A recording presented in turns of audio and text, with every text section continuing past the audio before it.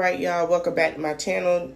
This video is just going to be about the Megan Thee Stallion case and what we know of. I'm going to use allegedly in my opinion and what I feel like has happened and what transpired in my eyes of what I think and what I see.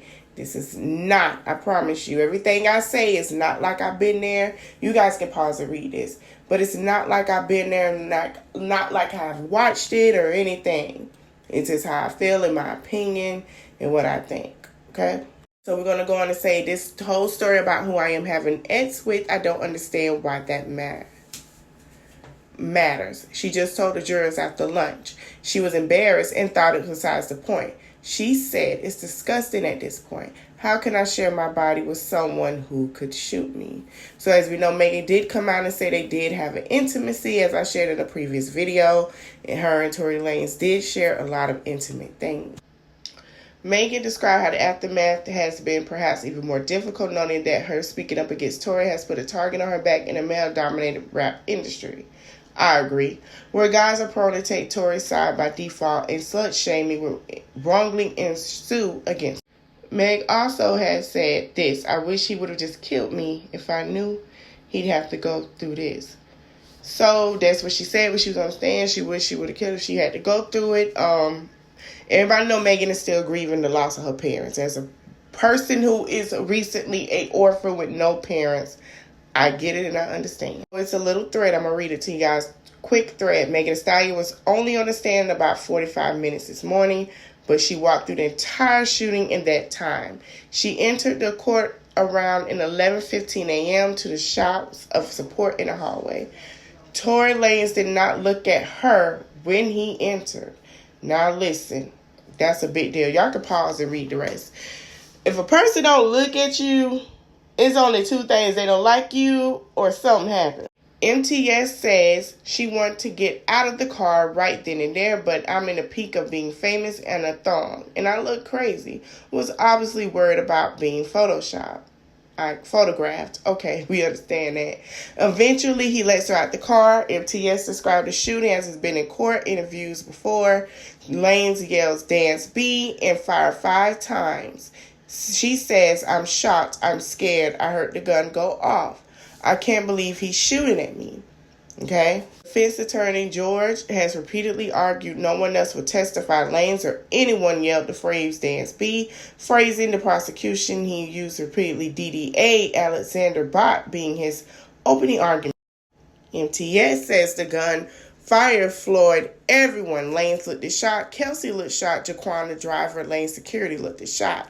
MTS confirms that while the argument started about their romantic situation, it quickly escalated to a fight about their careers.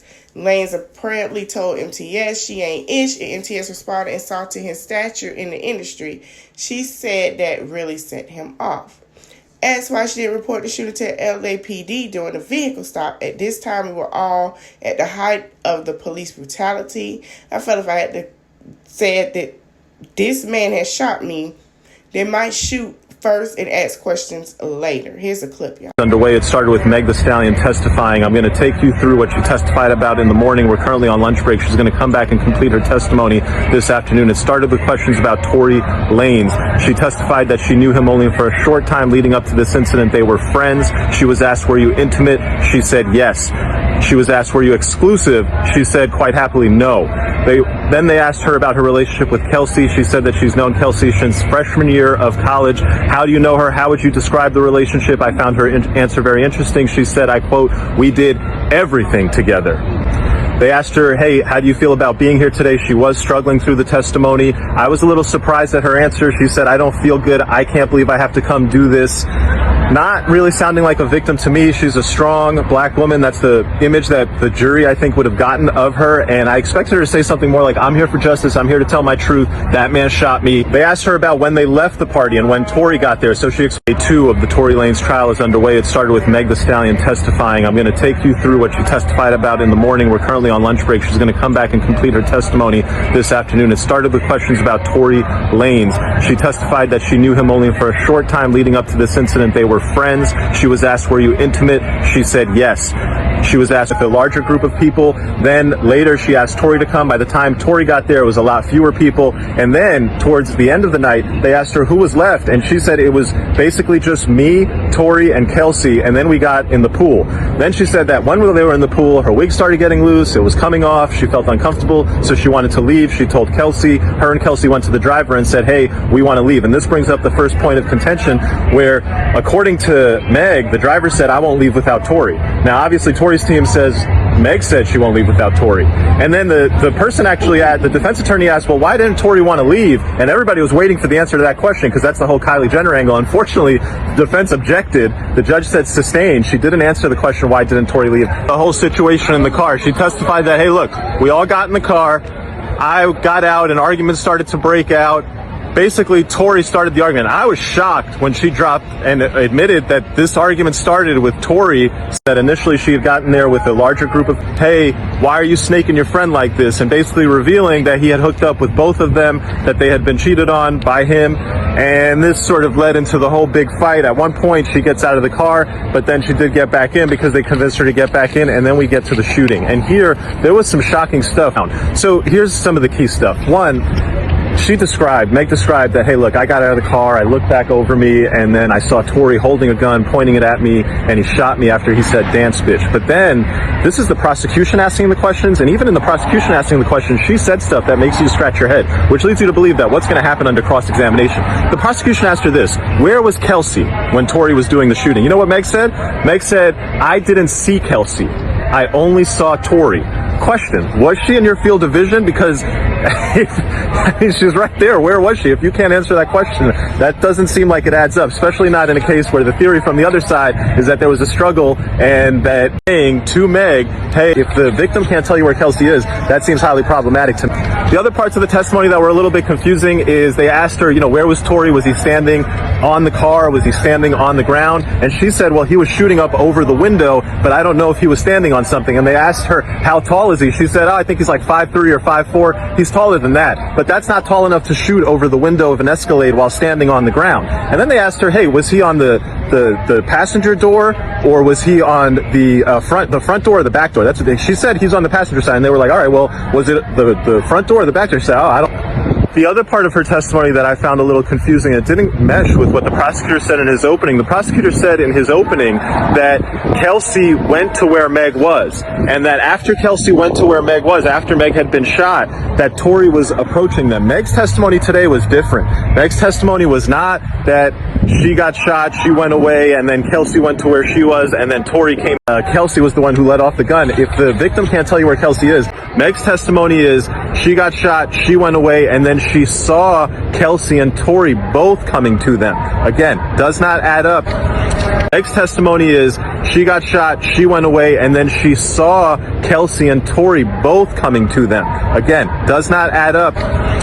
We finished with, why did you not tell the police the truth? And this was very interesting, whereas typically prosecutors are in the business of supporting police officers. Here, they elicited testimony where Meg said, look, I didn't tell the police the truth because this was around the time George Floyd had been shot, and I thought if I told them the truth, they were going to shoot Tori. I didn't feel safe with the police. And I thought this was kind of weird, but she said it. She said, I'm a member of the black community, and in my community, we don't cooperate.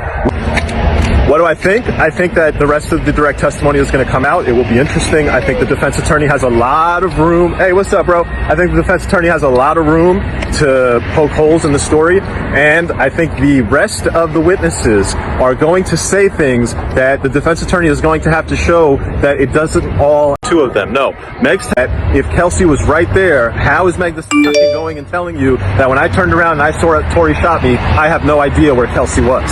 Add up. So now we're going to get on Kelsey's side because she was granted, so she won't incriminate herself, all right? So Kelsey Harris' testimony at Tory Lane's trial began with her showing up with the attorney asking for immunity. It was granted even after the DA swore they had no intent to prosecute her. No explanation as to what the immunity is for. No comments from Lane's defense attorney. And Harris and her attorney fled this hallway before they could be approached by reporters. Now that's suspicious. And that's a little strange, y'all. Kelsey spent a little less than 40 minutes on stand saying that a lot of her memory of the party was blurry because of alcohol consumption. She accused Megan of lying about her and called accusations she shot Megan ridiculous. I'll pause and read the rest. I'm going to say this. I remember the live earlier this year. Kelsey remember everything. I believe that Kelsey is a liar, and I'm going to tell y'all why I believe Kelsey is a liar. The prosecutor didn't ask Kelsey what else happened on the ride home. Kelsey said, I don't know. We just argued, took jabs at each other.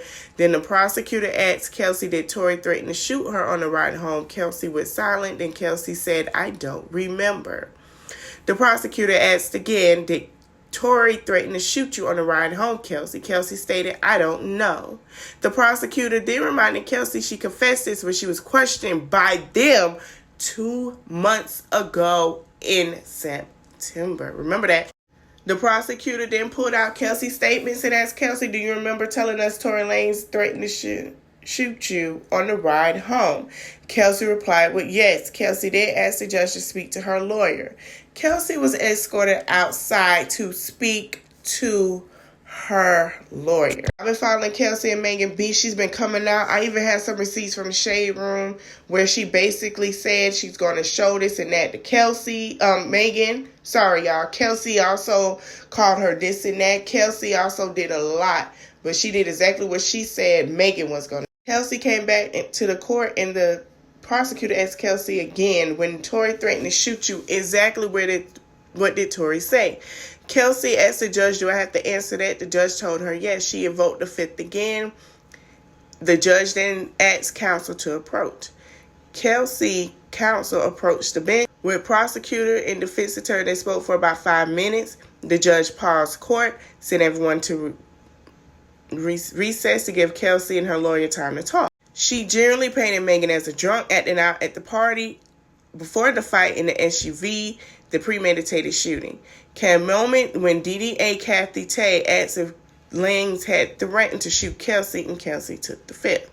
Court broke not long after this on 2 key points where the Lanez threatened her, where the Lanez called her Megan B and hold, and Kelsey was non-responsive until the DA reminded her, and she confirmed both these things in a September 2022 interview with the prosecution. Now, I remember Kelsey said and did a lot of things. We're going to get it. In the last hour of court, the prosecutor asked Kelsey Nicole, did Tory offer to pay for your lawyer? She responded, yes. She was then asked, did Tory pay for your lawyer? She responded, I don't know. I can't remember. We'll be posting Kelsey's full testimony thread shortly. Kelsey is a liar. Kelsey sat here and went on live and bashed Megan and said, you just wait to court. I'm going to put out everything. The only reason why Kelsey took the stand was to bash Megan and sit here and do what he paid her to do, and she did exactly that. Allegedly. This is just my thoughts, and this is how I feel about it. Child. Anyway, so that's how I feel. So a lot of people say you suddenly have memory loss, girl. You took money to keep quiet. Ain't no other explanation. There's something called karma, and you will reap what you sow. You taught all that ish on live. How you gonna tell it all? Now you don't remember? Now, what if someone tried to shoot your child? How would you feel? What if someone knew who shot your child but went and talked? How would you feel? Now, that part I don't agree with, but it is. But I remember what someone said when she went on live. This girl went on live and blatantly said she was going to tell everything and speak. I said this before. Kelsey is bitter of their friendship ending, and she feels some type of way, and she just wanted to paint Megan in a negative light, and she had a Tory lawyers admit Megan was shot, but claims Kelsey was the one who shot her, not Tory. It's interesting that those who called Megan a liar these last 2 years are instant switching on their focus to who she may have slept with or the possibility if it was Kelsey. My opinion. I believe if Megan did not send this to court, and I don't think she really did, allegedly, this is my opinion, I believe that LAPD in the state of California picked it up because, number one, you have 2 rappers, 2 big-time rappers and a friend, and this is to them a big court case for them, and as we know LA stands, that's what they do. Tory, I believe he did it. I'm sorry. I think he did have something to do with it. I think they were fighting over the weapon and it went off. I believe him and Kelsey had some words. They felt some type of way and that's what transpired. But she did not, I don't know why Kelsey would try to take up for him when she allegedly was sleeping with somebody else at the same time. She was sleeping with him and got pregnant. It's not Tory Lanez baby, let's be honest, but she was dating that guy. Megan, I think there are some holes in her story. Okay? I believe there is. Only because she's trying to save face in her image.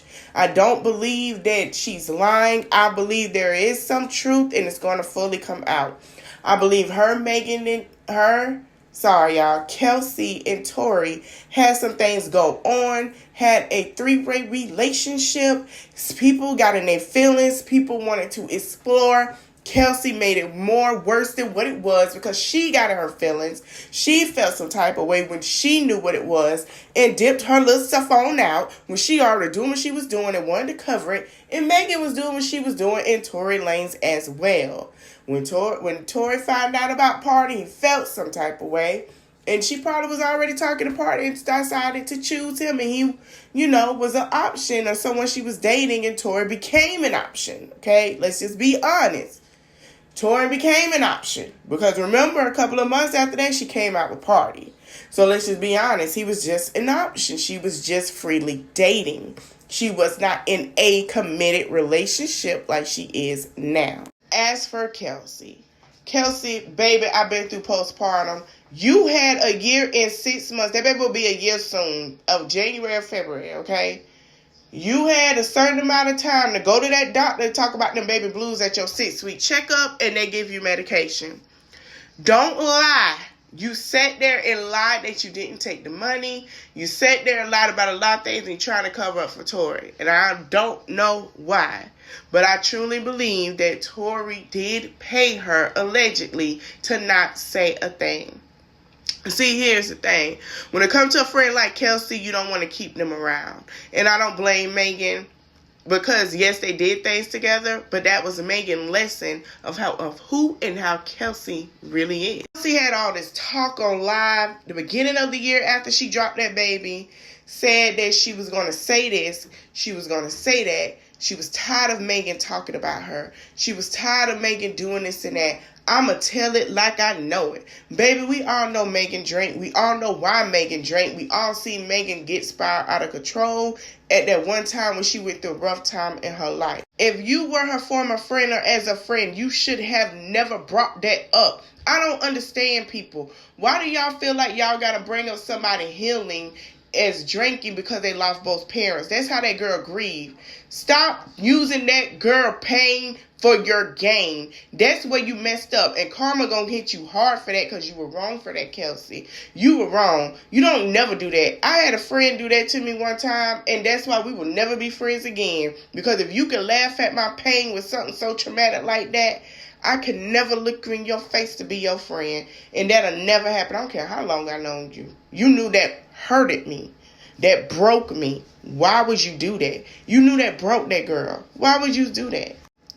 So Megan had to go through her lesson learning of her friends. Tory's going through his lesson of learning to control his temper and his emotions as he should, because he really do need to do that. Because one day he's going to do something wrong and he might not be able to get out of it. Control your emotions, Tory. You don't got to be a thug. We know you from Canada. Just be you. You ain't got to be thugging out. Be you. You got a whole son. Your emotions get you in the shit. Megan, learn from it, move on. Kelsey, learn from it and move on. All right, y'all. I'm going to keep y'all updated. Hopefully, 2, 4, 5, 6, 8 years from now, they can talk and push this under the rug and move on. I'll do more videos. So, as my girl, Shanae will say, honey.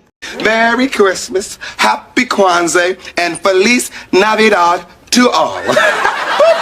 Feliz Navidad. Like, share, comment, and subscribe. Hit the notification button and enjoy your day, guys. Bye.